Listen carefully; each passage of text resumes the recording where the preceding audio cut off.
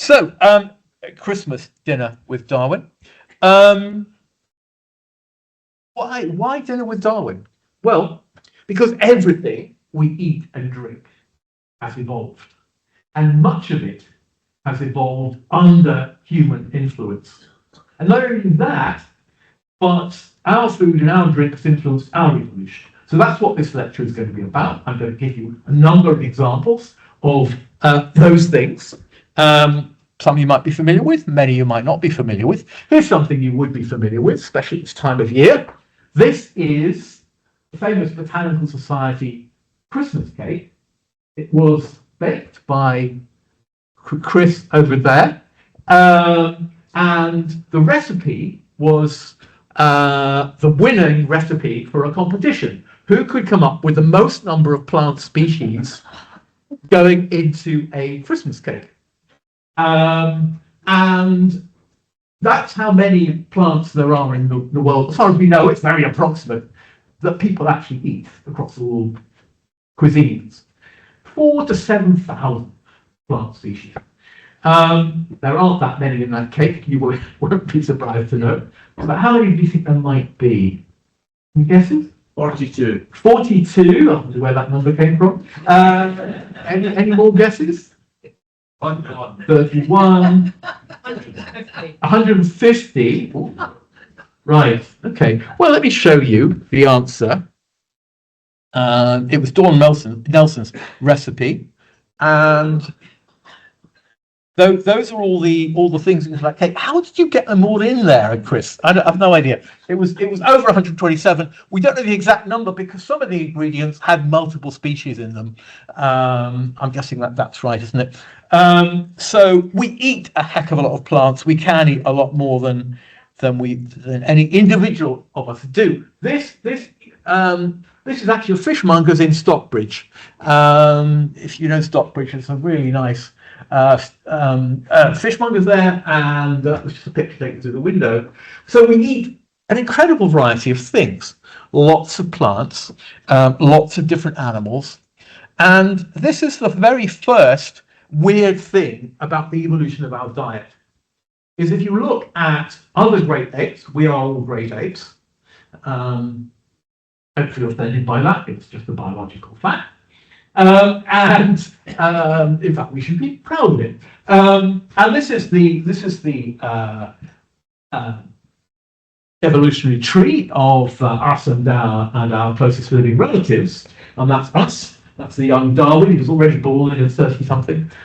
And our closest living relatives are the chimpanzee and the gorilla. Two chimpanzees, actually, different ones. Gorilla and further down some other things. But they're all vegetarian. In modern parlance, we even call them vegan. The chimps are not averse to eating a bit of monkey if they can get hold of it, but they don't have to. They can live perfectly well on an entirely fruit diet. And gorillas, they're massive animals, of course, they just live on leaves. They have this huge stomach because it's full of leaves, and they just have to sit there and digest it. So this is extraordinary. I mean, if you ask the average person what they thought gorillas ate, unless they've been watching David Attenborough, they wouldn't think it was leaves. They would think, big animal like that, it must be eating something highly nutritious, but no. So this is really odd. Why do we have this really diverse diet, including meat, of course? It's optional to eat meat, but you do need protein, and it's easiest to get it from meat. Why do we have this unusual diet for being, we're great apes, but we're omnivores? So these are the questions that we're going to look at today. How did we evolve a taste for alcohol? Again, particularly appropriate question to ask at the moment, and a particularly appropriate place in which to ask it. How did we become omnivores, eating pretty much anything we can get our hands on, instead of Chinese cuisine? I believe Sim might correct me that in Chinese cuisine there's anything that flies except an aeroplane, anything which on four legs except a table, anything that swims except a submarine. Is that right? I was told that in China by right. So But I mean, certainly true across the world as a whole.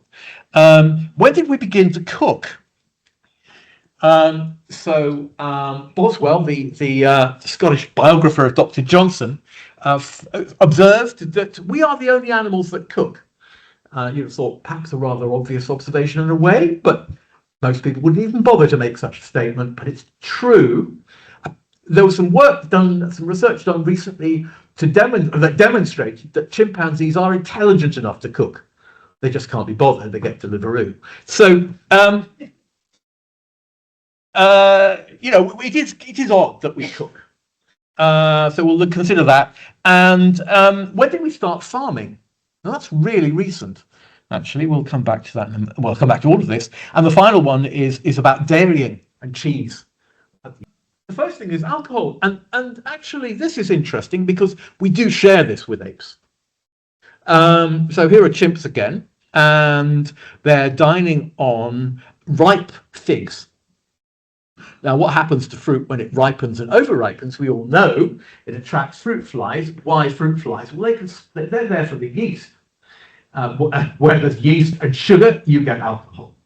So overripe fruit are full of, but they contain alcohol, ethanol, and great apes that eat it, including ourselves, you need an enzyme to deal with this because it's actually a poison.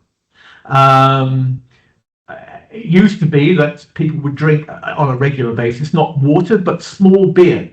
Small beer was a weak beer. And the reason that was drunk in favour of water, apart from the obvious one, I suppose, is that actually the alcohol in small beer basically decontaminates the water. So you've got a dirty water supply, you turn it to small beer, and the ethanol will kill bacteria, so making it safe to drink. We have been associated with the consumption of alcohol as great apes for a very long time. 20 million years is how old the apes are. We're only about 200, depending on how you describe Homo sapiens. But as a modern species, we're somewhere of the order of 200 to 300,000 years old only. There were other hominins before us, of course, which I'll talk about later. But so basically, the relationship between fruit and yeast evolved a long time ago, and we came along and started eating fruit, or ancestors did, and we've had to deal with ethanol for a very long time. Now, why we enjoy it is another question, and we'll come to that later. But we are biochemically equipped to deal with it because of a very ancient history associated with our ancestors and fruit. So, how is it dealt with? Well, it's decomposed in the liver, and of course, if you drink too much alcohol, you get liver problems. And this is what happens. So we start with ethanol, and it's turned into acetaldehyde, and then into acetate. And there are two different enzymes involved. So this is alcohol dehydrogenase, and then there's acetaldehyde dehydrogenase. And what's interesting is that there are different forms of the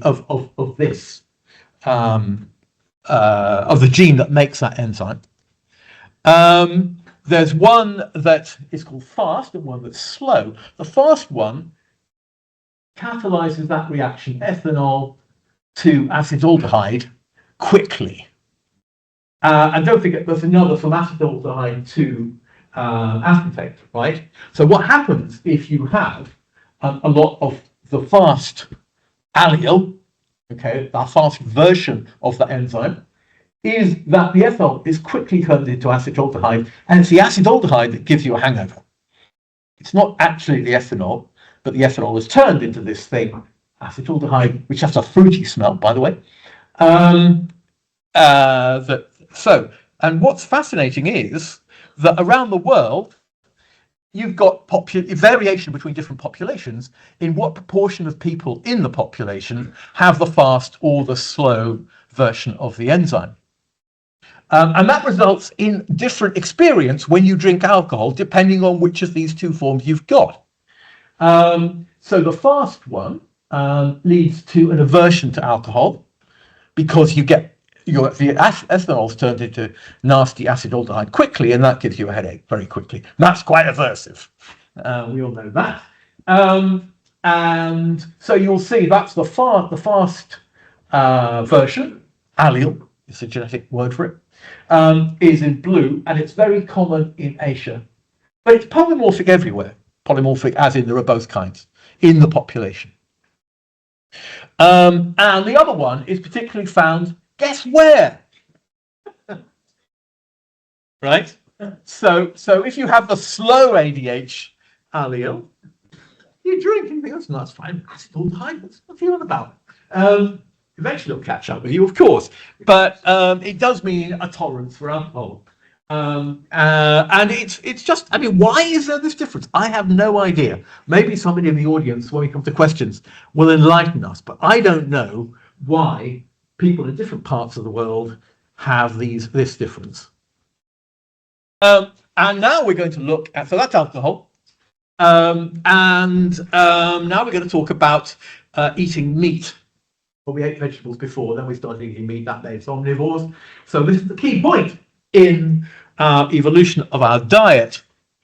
And everybody here has probably heard of the famous fossil Lucy, I guess. If you haven't, doesn't matter. This is your first. If this is your first encounter with her, all the better. And she was discovered in the 1970s at this key point, place for human anthropology in the Afar Valley in Ethiopia. And she was given the name Australopithecus afarensis. Since then, I believe 2,000 or 3,000 more fossils have been found of this species, and it's thought that she was a direct ancestor of ours. Now, obviously, she's not Homo, but if you go back far enough, then you get down our evolutionary tree, you get to Australopithecus. And what's fascinating is that she walked upright. And this particular fossil was analysed a few years ago by a group of people, including surgeons, and the arm bones were fractured. Now, that's not surprising in a very old fossil, 3.7 million years old, but the fractures were determined to be just exactly the kind that you would get if you fell out of a tree.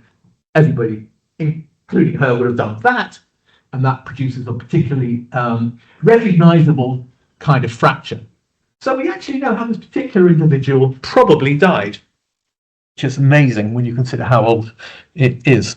So what did she eat? Well, just her and her fellows, and slightly younger fossil, but in the same area, has been discovered. So this is a bone of an ungulate, a large cow of some sort, and it's got these scratch marks on it, right? Which are the kind of marks that can be made by a flint tool. They're not teeth marks, which wouldn't be a surprising thing to find on a bone. You have lots of lions and things around. They're actually the marks of a tool. So who made them? Well, it was probably Australopithecus. So around that time, meat eating was happening. We don't know if it started then or earlier, but this pushes back meat eating to 3.4 billion years, way before the human species evolved, but way after we diverged from gorillas, for example, 7 billion years ago. So meat eating is very old. I was going to say in our species, but it precedes our species. Okay, so scooting forward to 1.34 million years ago, we're still, Homo sapiens is still a long way in the future. A long way in the future. This is an ancestor called Homo erectus that was geographically, at any rate, as successful as we have been, in that fossils of Homo erectus are found all over the world. You find them in Asia, in the Far East. You find them all over the place. And what's extraordinary is that, well, I said there were no elephants in the room, but now there will be one, because it turns out that wherever Homo erectus is found. There are fossil bones of elephants as well. And it appears, I don't know how this is determined, but that Homo erectus used elephants, not only they must have used them for meat, but they would also use them for housing, as in use an elephant hide over some bones put up to make elephant. And of course, at that time, there were lots of species of elephants. We're now down to, I think it's 3. And there's 2 kinds of African elephant and an Asian elephant. But there were dozens. I don't know how many exactly. Again, somebody in the room might be able to tell us. But and Homo erectus loved elephants, and not in a good way for elephants. So this is Christmas Day, 1.34 million years ago, according to this paper. So now this is an interesting one. How does a small ape standing about that high, not very small, but not the tallest ape we've ever seen, how does one of those eat something that's this big? Like, how do you catch it? Well, the clues are in this picture. Anybody spot it? Sorry? Drive them off a cliff. Drive them off a cliff. What, on your own? Exactly. It's teamwork. It's teamwork. I mean, when I've done this with students, they go, oh, well, there's a spear. They use a spear. Well, true. But the critical thing is that we are social. And that means that when we catch one of these great big critters, there's food for everybody. There's simply no way, before refrigeration or salting or all those kind of things, that you could run out of food if you caught an elephant or a very large mammal and killed it. There'll be food for everybody. What does that do? It rewards cooperation. It means that teamwork, I've just written a book about this, couldn't help saying that.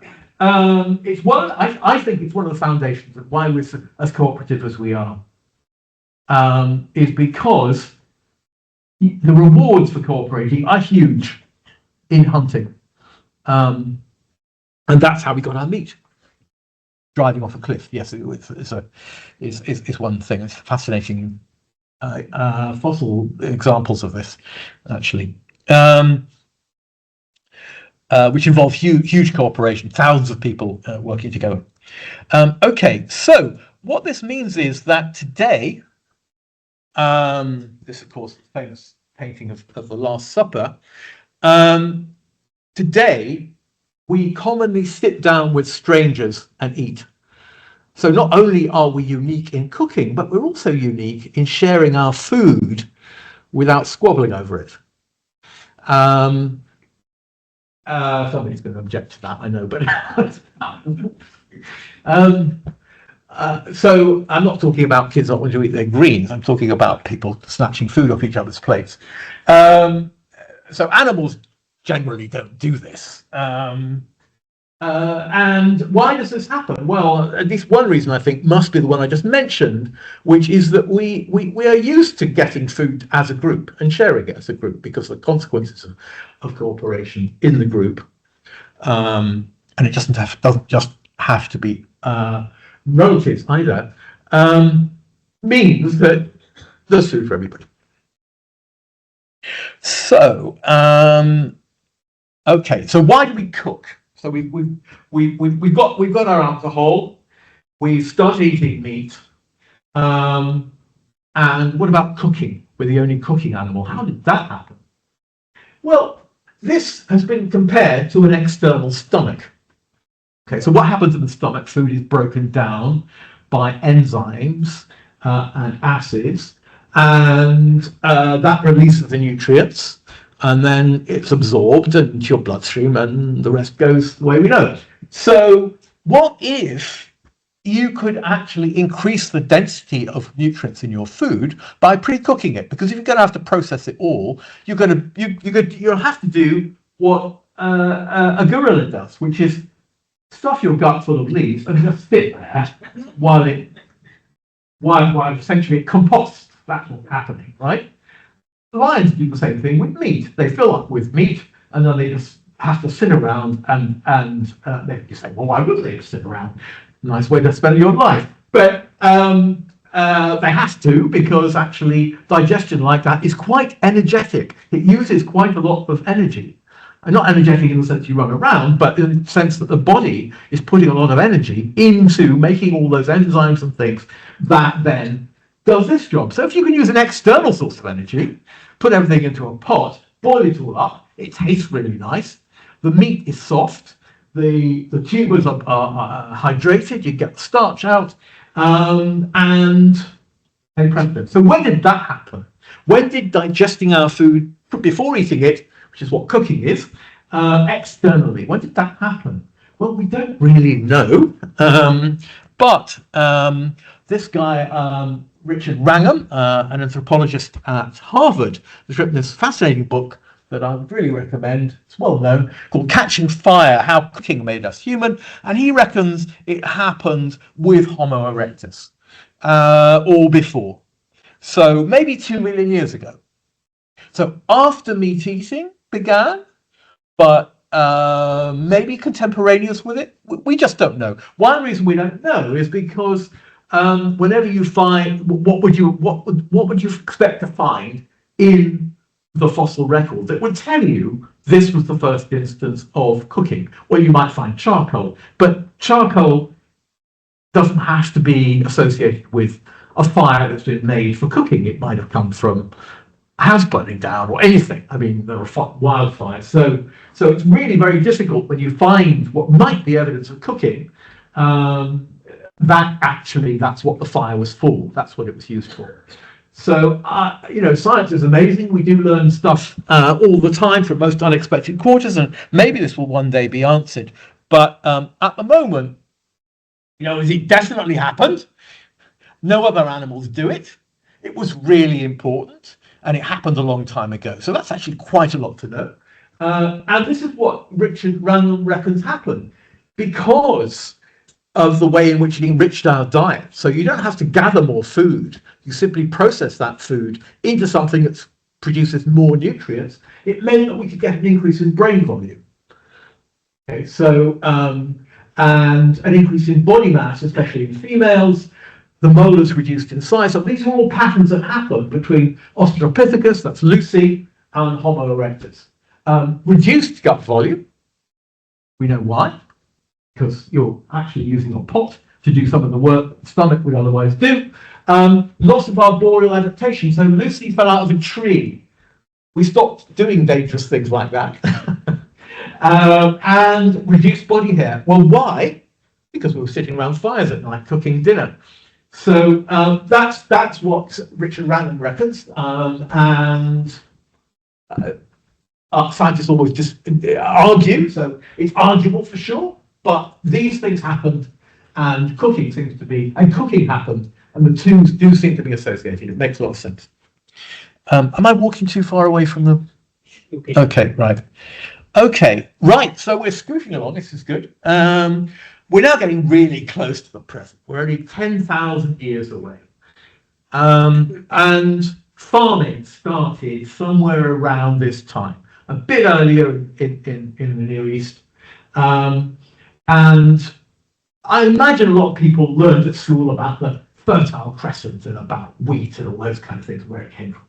If you didn't, Fertile Crescent is the area from Israel, Palestine, Jordan, up into Anatolia and Turkey, and down to the Mesopotamia between the Euphrates and the Tigris.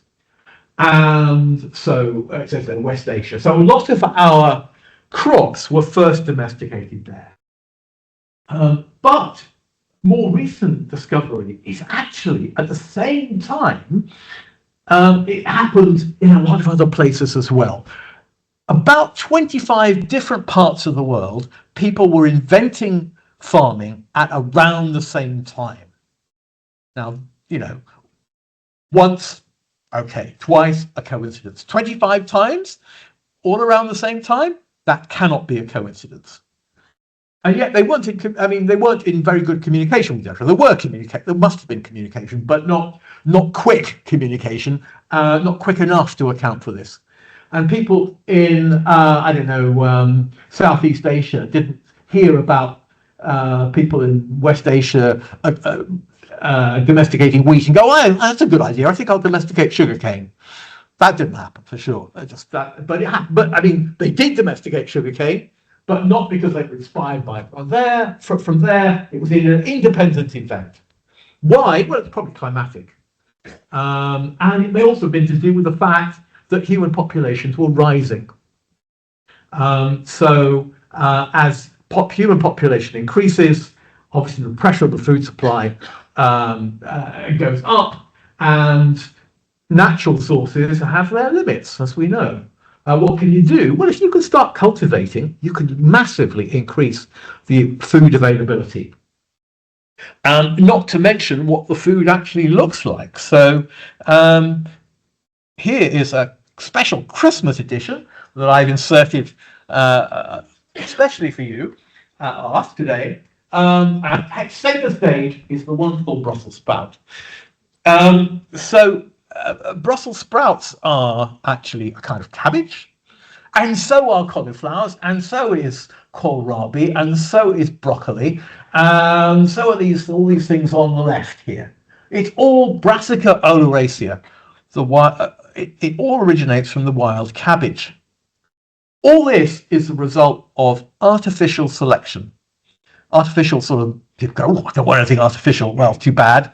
That's actually how this happened. What does it mean? It just means that people selected.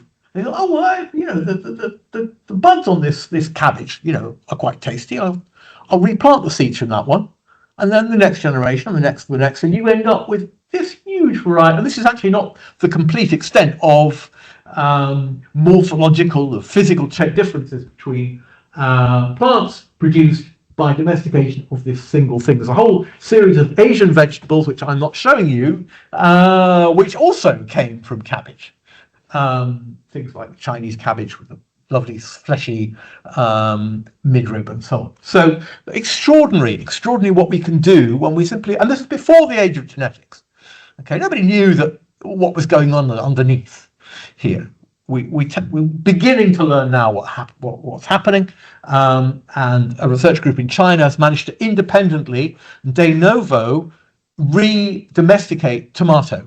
So take a wild tomato, engineer it, and produce something that looks like it came from Tesco's. Well, I hope not, but better than that maybe. But we now understand this to the point where we can actually do it in a deliberate way, manipulating the genes. But all this was done without any of that knowledge. It was just done by gardeners selecting things that they like, and that's the way we ended up with that picture there. All those many different plants which have been domesticated. So those 4,000 to 7,000 species that we eat, a large proportion of them will have been selected in some way, some to a greater degree than others. Okay, so once agriculture was invented, it did this to the human population. It kicked it upwards to an enormous degree. Notice the funny way in which these lines, these are log scales. And basically what it means is you can squeeze a lot of numbers, big numbers onto this slide by doing that. And so that might look like a steep curve. It's really steep. It's more like that than it is like that. It's just I've drawn it like that to get it all on the slide. So we go from a population 100,000 years ago, estimate of course, of about 2 million, to a population now. Well, we're still rising. I mean, when I put the 7 billion on there, that was probably 2 or 3 years ago. It's now about 7.5 billion. So it's reckoned that we might level off at about 10 billion. Anyway. And it's agriculture that did it. That's the inflection point. That's the point at which we were no longer limited by food.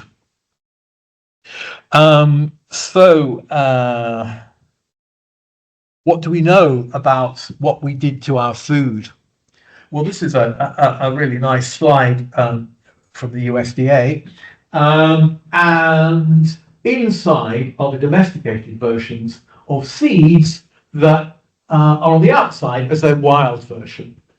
So those are pistachios, and outside that's the size of the seeds of a wild pistachio.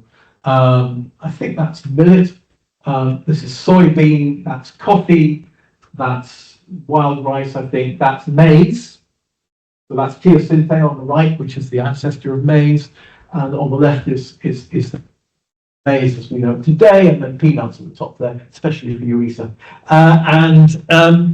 Yeah, so this is a general picture of what we did to our crops. We not only made them more productive, lots of wheat on each ear, but also we increased the size of the seeds as well,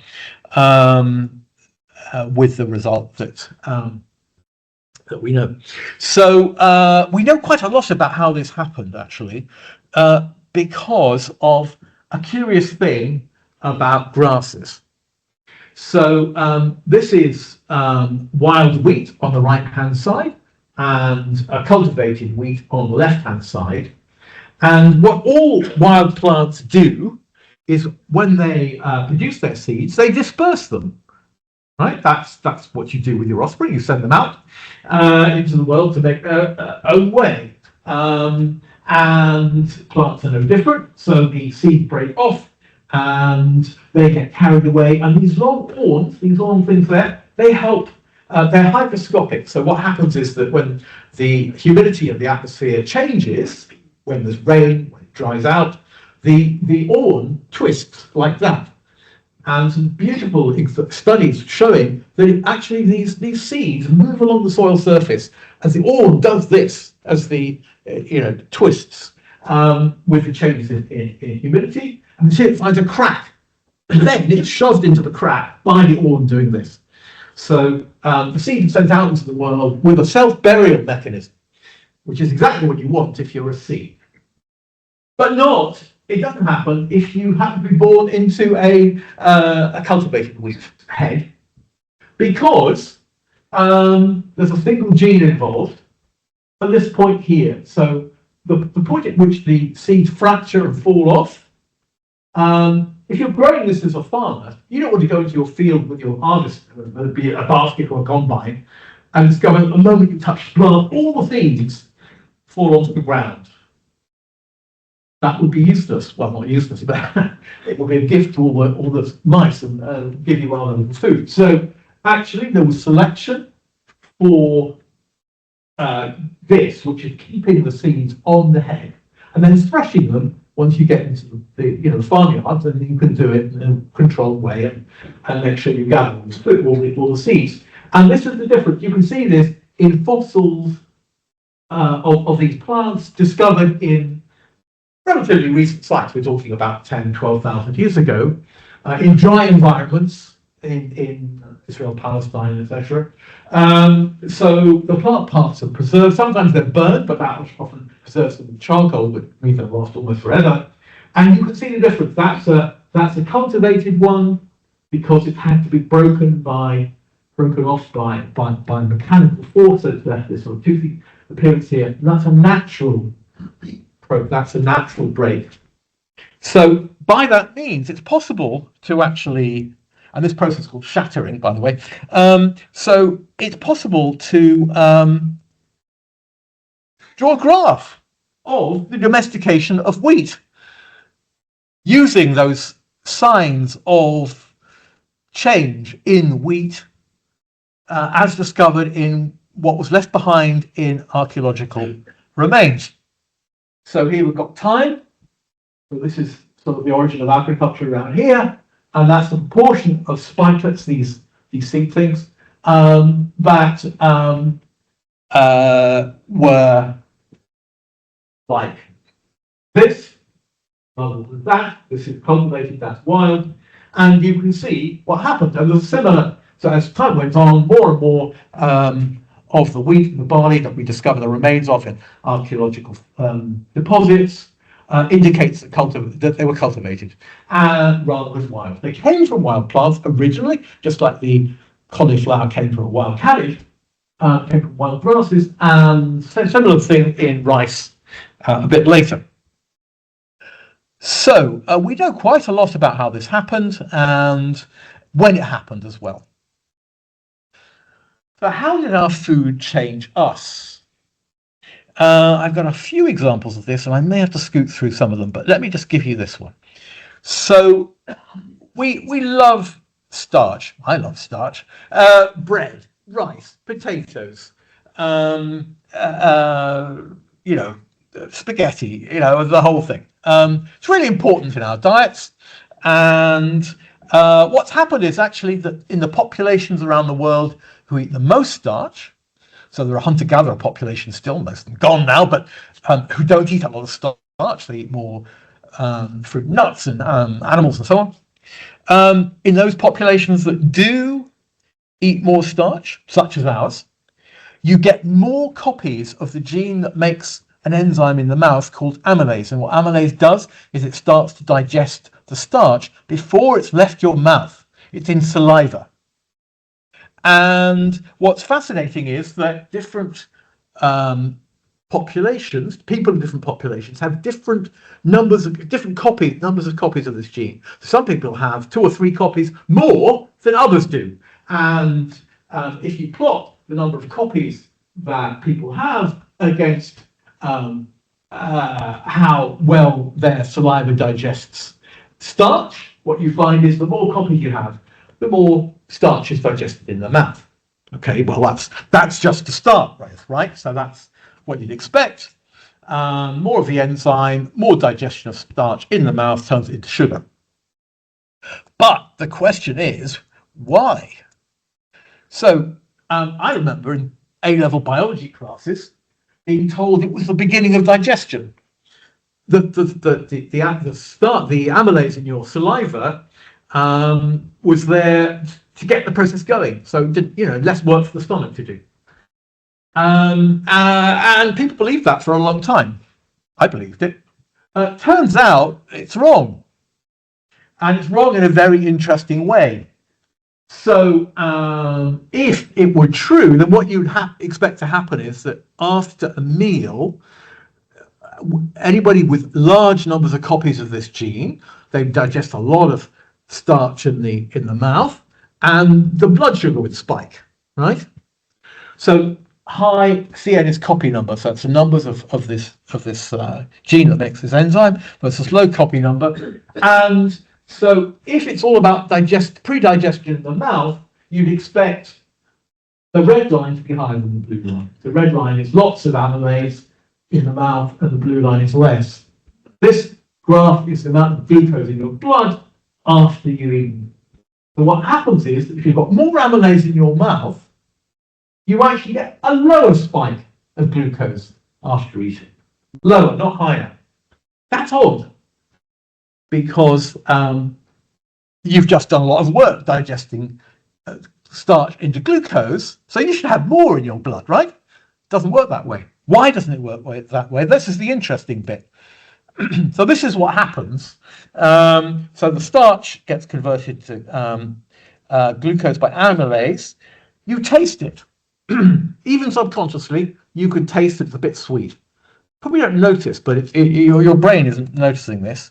It sends a signal. Your brain sends signals to the pancreas, and the pancreas goes, let's make some more insulin, because a whole load of glucose coming our way. And the insulin causes the glucose to be removed from the blood as it's digested in the stomach. And that's why you actually have less glucose in the blood when you've got lots of amylase working in your mouth.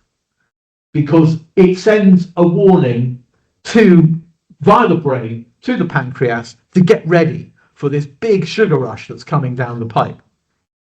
And why is that good? Well, actually, regulation of blood sugar is really important. If you don't have that, you've got diabetes. So that's one of the things that happened. There was selection for higher copy number in populations with eating more starch. That's happened in the last 10, 12,000 years, because that's how long we've been farming. Okay, so I'll just skip that one. Give myself 5 more minutes and then it's over to you. So here's another one of these odd things about our diet. And this is actually the great way of looking at science is asking why. This is really odd. Why did that pattern happen in the blood the wrong way round? There's an explanation. And this is a really odd one. So we're mammals. We're raised on milk. And yet, many of us as adults, me included, are actually lactose intolerant. Lactose is a sugar found only in mammalian milk. Why is another question we can't go into now. But and yet, a large proportion of the human population globally, but not in this part of Europe, I should say, globally, is intolerant of milk as adults. Now, we all tolerate it as babies. We have to, because we feed on mother's milk or cow's milk, which we're given as a substitute, perhaps. And it's all down to this enzyme. So what happens is the lactose, sugar in milk, there's an enzyme called lactase, and it turns it into glucose. We have to be fine with glucose because all cells run on it, including plant cells. So babies have lactase, they have the enzyme, but then as you grow up, the gene that makes that enzyme is turned off, which would be as odd as me rushing over there and turning off the lights and saying, that's better, isn't it? Well, no, it's not. So why did evolution do this? Why did it turn off the lactase gene? The consequence being lactose intolerance in adults. Oops, sorry. So, well, let's look at the history of dairying. In this part of the world, or Europe, it started in Anatolia about 9,000 years ago. And to this day, people in that region tend to be lactose intolerant. So what do? Well, they do this. They ferment it into yogurt and make cheese. And so the bacteria eat the lactose, and the result, which has no lactose in it, or very little. And the same is true of cheese. So it's possible to dairy without, while still being lactose intolerant. But then evolution lent a hand, and this happened. And there was a mutation in the Caucasus around 7,500 years ago. I mean, it's astonishing how accurate these studies can be at dating and locating where these mutations in the human population happened. And the dark bits on the map are where you've got a high proportion of people who can drink milk as adults without food effects. People down here, a higher proportion of people are lactose intolerant. And it then spread westwards with people moving. That's how it moved. It's the fastest evolutionary change known in humans. In 2,000 years, lactose tolerance spread from its origin there in the Caucasus westwards. It basically spread with people, farmers moving. What's fascinating is it emerged in other places as well, such as Saudi Arabia. Now, they famously don't have cows in Saudi Arabia, so why would you get evolution of lactose tolerance in Saudi Arabia? Any ideas? People drink camel's milk, yeah, another mammal that has, like us, lactose in its milk. So another place there in East Africa, and another one here in Southwest Africa. So independent evolutionary events. Actually, a single gene is involved. So that's another way in which our food has changed us. There are many others, but I seem to have got to the end of the talk on time. Amazing. Thank you.